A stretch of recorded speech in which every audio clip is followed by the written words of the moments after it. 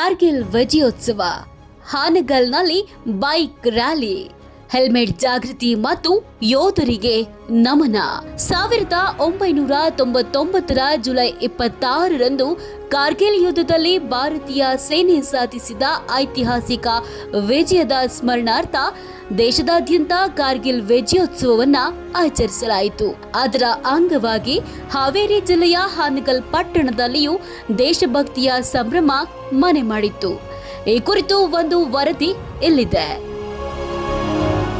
ಹಾವೇರಿ ಜಿಲ್ಲೆಯ ಹಾನಗಲ್ ಪಟ್ಟಣದಲ್ಲಿ ಕಾರ್ಗಿಲ್ ವಿಜಯೋತ್ಸವವನ್ನು ಅತ್ಯಂತ ವಿಜೃಂಭಣೆಯಿಂದ ಆಚರಿಸಲಾಯಿತು.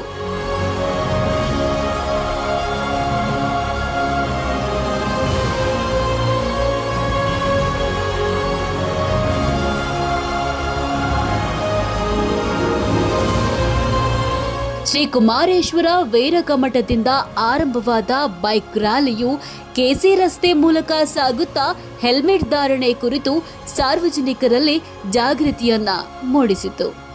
ಬಳಿಕ ಮುಖ್ಯ ರಸ್ತೆ ಮೂಲಕ ಕನಕ ವೃತ್ತ ತಲುಪಿದ ರ್ಯಾಲಿಯಲ್ಲಿ ದೇಶಭಕ್ತಿಯ ಘೋಷಣೆಗಳು ಮೊಳಗಿದ್ವು.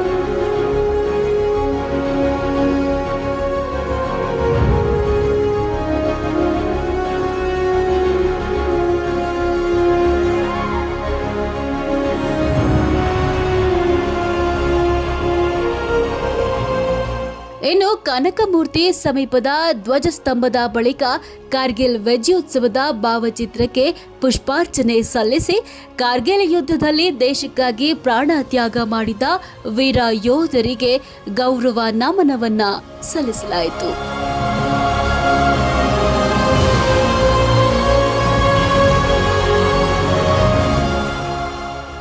ಇನ್ನು ಈ ಕಾರ್ಯಕ್ರಮದಲ್ಲಿ ಸಂಘದ ಅಧ್ಯಕ್ಷ ಅಶೋಕ್ ಗದ್ದೇಗೌಡ, ಶಂಕರ್ ಗೌಡರ ಪಾಟೀಲ್, ಉಪಾಧ್ಯಕ್ಷ ರಾಮನಗೌಡ ಪಾಟೀಲ್ ಇನ್ನಿತರರು ಭಾಗವಹಿಸಿದ್ರು. ಇನ್ನು ಈ ಸಂದರ್ಭದಲ್ಲಿ ತಹಸೀಲ್ದಾರ್ ವಿಠಲ್ ಚೌಗಲೆ, ವಿಜಯ್ ಕುಮಾರ್ ದೊಡ್ಮನಿ ಅವರ ಸ್ನೇಹಿತ ಹಾಗೂ ವಕೀಲರು ಮತ್ತು ಸಮಾಜ ಸೇವಕ ದಾನಪ್ಪ ಎಸ್ ಗಂಟೆ ಅವರನ್ನ ಸನ್ಮಾನಿಸಿ ಗೌರವಿಸಲಾಯಿತು.